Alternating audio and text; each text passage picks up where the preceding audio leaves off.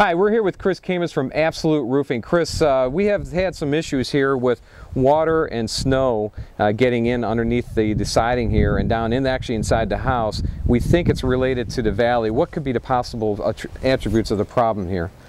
Well, what we have here is a valley and a low-pitched shingle roof, and it appears to be okay, but we do know that it was leaking, or water was emanating from underneath here. So what we're going to check to see is if the underlayment was installed properly, if the shingles were cut back properly, and there's ice and water shield that was installed underneath there. Okay. And if there isn't, we're going to make sure that we put the ice and water shield there. So basically you're going to have to peel back the shingles, take the metal valley out, see what's underneath or correct any issues related to maybe sheathing or ice and water shield, and then put everything back together at that point. That's right, Jack. Okay, perfect.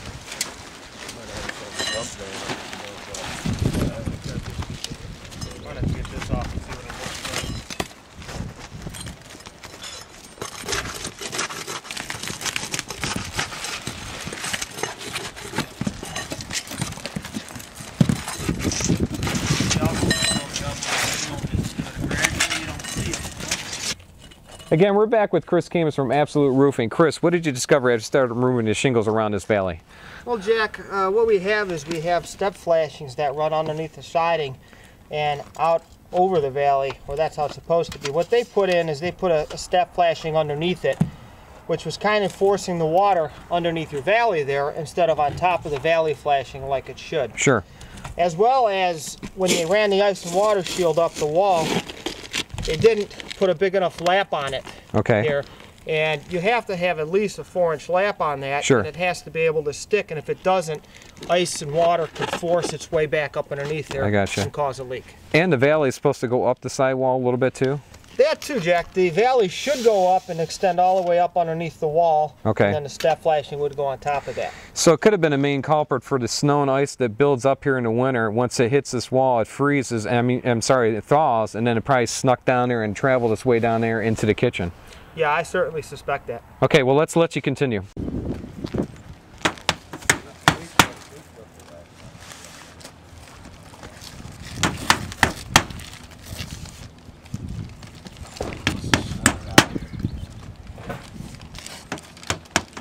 Guys, here we can probably just do the whole thing.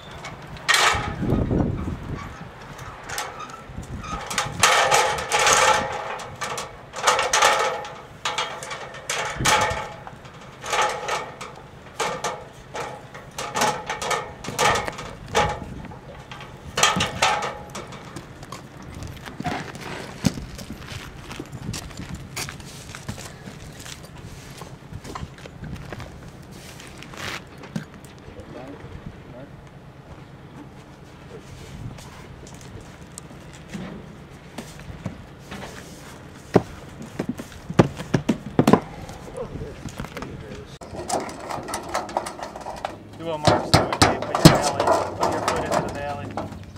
Go up simultaneously. Lay down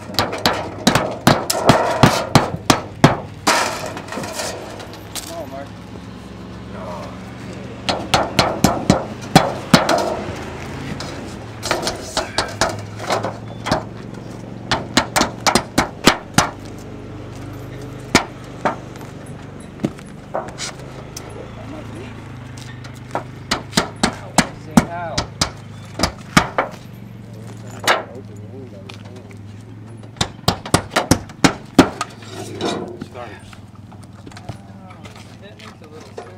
Yeah. You ever have a broken foot? What happens there? It probably hurts. Bones crushed, I would think. You know.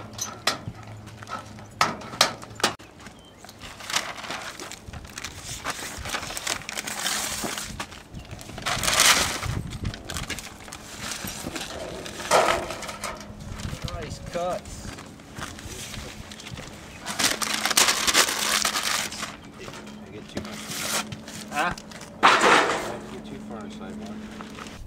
We're back with Chris, and Chris is going to tell us what they did to seal up the valley where the valley meets the sidewall. Yeah, Jack, what we have here is ice and water shield. Okay. And that's an impervious membrane. It's a self-healing membrane. So when you nail through it, it'll seal around itself.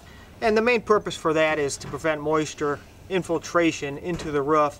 When you have snow and ice, that melts off and it backs up underneath the shingles. Okay. It's real important that we take it and we put it underneath the valley flashing that's here. Okay.